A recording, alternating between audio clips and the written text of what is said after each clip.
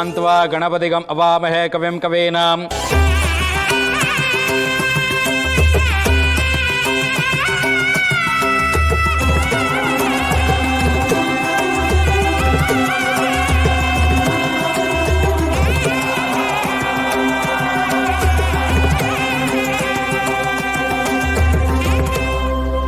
ಹುಡುಗಿ ಕರ್ಕೊ ಬನ್ನಿ.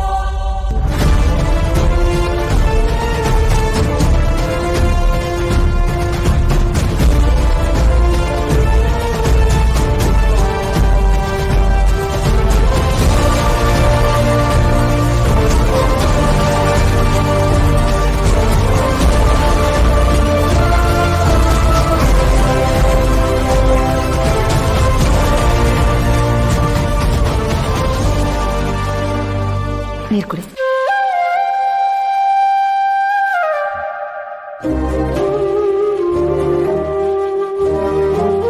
ಏನಾಯ್ತು? ಹಳೆದೆಲ್ಲ ನೆನಪಾಯ್ತು. ಮಲ್ಲಿ, ಅದೆಲ್ಲ ಏನಕ್ಕೆ ನೆನ್ಪು ಮಾಡ್ಕೊಳ್ತಾ ಇದ್ದೀರಾ? ಏನೂ ಆಗಲ್ಲ, ಬನ್ನಿ.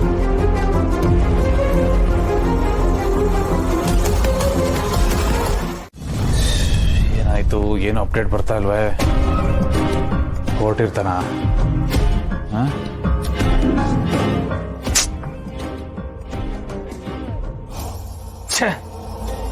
ಅಪ್ಡೇಟ್ ಮಾಡಿ ಸಾಯಲ್ಲ. ಕಾಲರ್ ರಿಸೀವ್ ಮಾಡ್ತಾ ಇಲ್ಲ. ಅದು ಏನಾಯ್ತು ಅಂತ ಹೇಗೆ ತಿಳ್ಕೊಳ್ಳೋದು?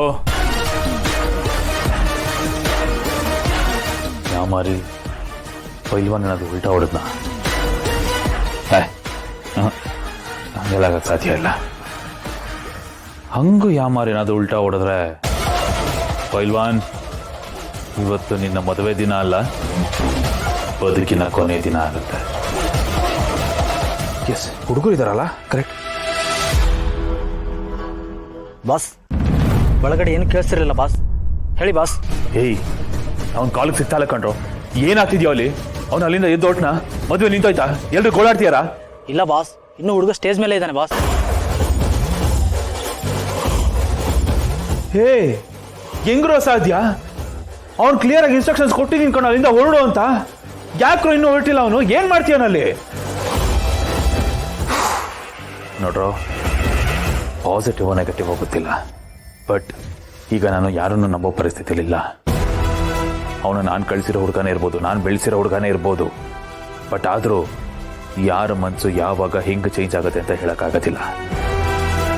ಒಂದು ವೇಳೆ ಅವನೇನಾದ್ರು ಉಲ್ಟಾ ಹೊಡಿತಾ ಇದ್ದಾನ ಅಂತ ನನಗೆ ಡೌಟು, ಅಥವಾ ಪರಿಸ್ಥಿತಿಗೆ ಸಿಚುಯೇಷನ್ಗೆ ಕಟ್ಟು ಬಿದ್ದು ಇನ್ನೂ ಅಲ್ಲೇ ಕೂತಿದ್ದಾನ, ಅದು ಗೊತ್ತಿಲ್ಲ.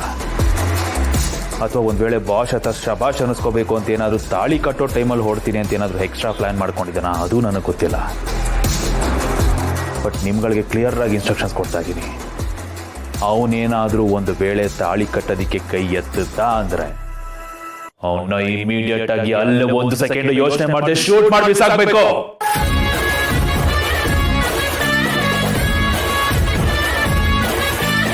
ಅರ್ಥ ಆಯ್ತಾ? Okay boss.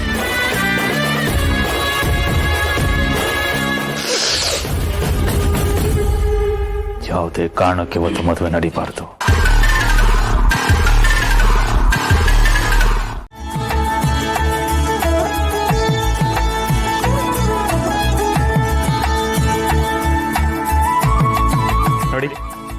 ಇದು ಬರೀ ಗಂಟಲ್ಲ, ಬ್ರಹ್ಮಗಂಟು. ನೀವಿಬ್ರು ಬೇರೆ ಬೇರೆ ಅಲ್ಲ, ಒಂದೇ ಅನ್ನೋ ಸಂಕೇತ ತಿಳಿಸುತ್ತೆ. ಹಾಗೆ ನೀವಿಬ್ರು ಒಂದೇ ದಾರಿಲಿ ನಡಿಲಿ ಅಂತ ಈ ಬೆತ್ತಿಗೆ ಆಗಿದೆ.